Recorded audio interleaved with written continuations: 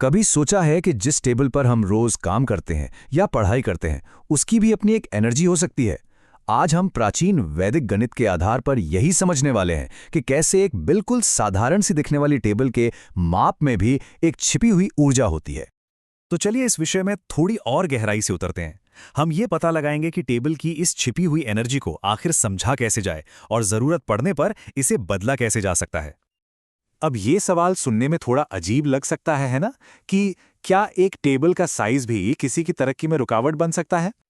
अक्सर हम अपने काम की जगह पर कुछ चीजें महसूस करते हैं, जैसे कि फोकस नहीं बन पा रहा, मन में एक उलझन सी रहती है, कोई भी फैसला लेने में मुश्किल होती है, या फिर काम को लेकर बेवजह का तनाव महसूस होता है।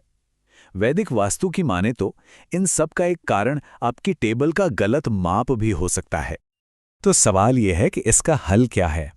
अच्छी बात यह है कि इसका जवाब हमें एक बहुत ही पुराने वैदिक सिद्धांत में मिलता है, जिसे कहते हैं आयादी सूत्र।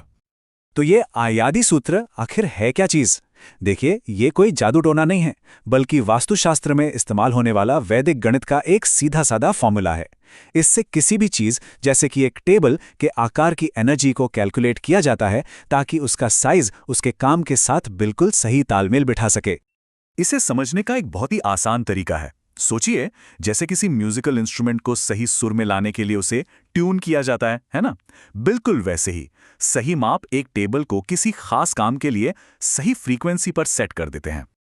तो अब आते हैं सबसे मजेदार हिस्से पर, कि आखिर ये कैलकुलेशन होती कैसे है। और यकीन मानिए, ये प्रक्रिया बहुत सीधी और आसान है।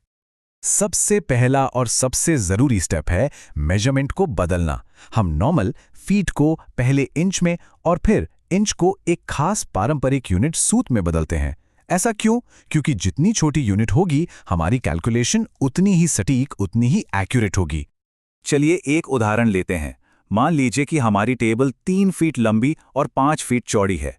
तो जैसा कि आप देख सकते हैं, हिसाब लगाने के बाद 3 फीट बन जाता है 288 सूत और 5 फीट बन जाता है 480 सूत।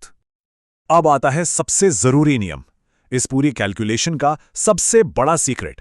वो ये है कि लंबाई और चौड़ाई दोनों की वैल्यू सूत में ऑड नंबर यानी कि विषम संख्या होनी चाहिए। अगर वो इवन यानी सम संख्या है, तो हमें उसे पास वाले ऑड नंबर में बदलना होगा। तो चलिए एक बिजनेस टेबल के लिए इसे करके देखते हैं। लंबाई थी 288, जो कि एक इवन नंबर है, तो हमने उसे बदलकर 287 कर दिया। चौड़ाई थी 480, उसे हमने पास के ऑड नंबर 475 में बदल दिया। अब बस इन दोनों को गुणा किया और जो जवाब आया उसे 8 से डिवाइड कर दिया और हमें मिला 17,040.625। अब देखिए, इस पूरे हिसाब किताब में जो असली चीज है, जो हीरो है, वो है ये दशमलव के बाद वाला नंबर, रिमाइंडर। यहां ये है 0.625। यही छोटी सी संख्या हमें टेबल की असली ऊर्जा के बारे में सब कुछ बताएगी। अब एक छोटा सा बदलाव करके देखते हैं और देखते हैं कि क्या होता है। इस बार हम चौड़ाई को 475 की जगह 477 लेते हैं। लंबाई वही 287 है। जब हमने फिर से कैलकुलेशन की, तो हमें एक बिल्कुल नया नतीजा मिला और इसके साथ ही एक नया रिमाइंडर भी, 0.375। इससे एक बात तो साफ हो जाती है कि माप में जरा सा भी बदलाव टेबल की एनर्जी को पूरी तरह से बदल देता है। तो ठीक है, हमारे पास ये अलग अलग नंबर्स तो आ गए, पर इनका मतलब क्या है? चलिए अब इन 4 तरह की एनर्जी के राज को खोलते हैं। ये बहुत आसान है।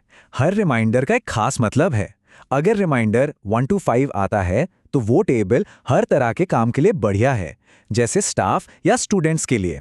0.375 प्रशासनिक कामों मतलब ऑफिस वर्क या मैनेजर्स के लिए एकदम सही है। 0.625 ये है बिजनेस और ट्रेड के लिए, ये मुनाफे पर फोकस करने में मदद करता है। और आखिर में 0.875 का मतलब है मनोरंजन, जैसे खाने की टेबल या रेस्टोरेंट की टेबल। तो अब हम ये सारी थ्योरी तो समझ गए हैं, पर सवाल यह है कि इसे अपनी असल जिंदगी में लागू कैसे करें।